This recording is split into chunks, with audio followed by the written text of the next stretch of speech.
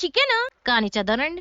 ఇప్పుడు గిన్నెలో ధనియాలు, జీలకర్ర, యాలక్కాయలు, ఎండుమిర్చి, కొంచెం జాపత్రి, కొన్ని మిరియాలు, లవంగాలు, చిన్న దాల్చిన చెక్క కూడా వేసి దోరగా వేపేసుకుని చల్లారిపోయిన తర్వాత మిక్సీ పట్టి పక్కన పెట్టేసుకోండి. గిన్నెలో కాస్త ఎక్కువ నూనె వేసుకుని ఉల్లిపాయ ముక్కలు వేసేసుకుని పొడి రంగు వచ్చే వరకు జాతగా అయిపోయింది. ఉల్లిపాయ ముక్కల్లో ఉన్న నూనె శుభ్రంగా పిండేసుకుని పక్కన పెట్టేసుకుని అందుబాటులో ఉన్న పలావ్ సరుకులు వేసుకుని కొంచెం అల్లం వెల్లుల్లి పేస్ట్ వేసి పచ్చివాసన పోయే వరకు వేగిన తర్వాత మనం మిక్సీ పట్టిన మసాలా పౌడర్ కూడా అందులో వేసేసుకుని 2 నిమిషాల పాటు వేపేయండి. ఉన్న చికెన్ ముక్కగా సర్దేసుకుని 5 నిమిషాల పాటు హై ఫ్లేమ్ లో వేపేయండి. అందులోనే కొంచెం ఉప్పు, మునిగేంత వరకు నీళ్లు పోసుకుని కొంచెం కారం కూడా వేసుకుని బాగా కలిపేసి మూత పెట్టి 10 నిమిషాల పాటు మీడియం ఫ్లేమ్ లో మగ్గబెట్టండి. ఈ ఏగిపోయిన ఉల్లిపాయ ముక్కలు మిక్సీ జార్లో వేసుకుని నానబెట్టిన జీడిపప్పు, కొంచెం పెరుగు కూడా వేసుకుని మెత్తగా మిక్సీ పెట్టేసుకుని ఈ పేస్ట్ ని తీసుకెళ్లి ఉడుకుతున్న చికెన్ లో కలిపేసుకుని మూత పెట్టుకుని సిమ్ లో 5-6 నిమిషాల పాటు మగ్గబెట్టండి. మధ్యలో కలుపుకుంటూ నీళ్ళంతా ఇంకిపోయి నూనె పైకి తేలిన తర్వాత కొంచెం పచ్చిమిర్చి, కరేపాకు కూడా వేసుకుని ఓసారి కలిపేసుకుని చికెన్ ఉడికిందో లేదో చూసుకుని ఆకని కొంచెం కొత్తిమీర జల్లుకుని అన్నంలో కలుపుకుని తింటే ఉంటదండి. చెదల పట్టి చెదిరిపోయిన చిరునవ్వు మళ్ళీ ఈ చికెన్ తో చిరుగాలిలా చిగురించిందా అనిపిస్తుందండి.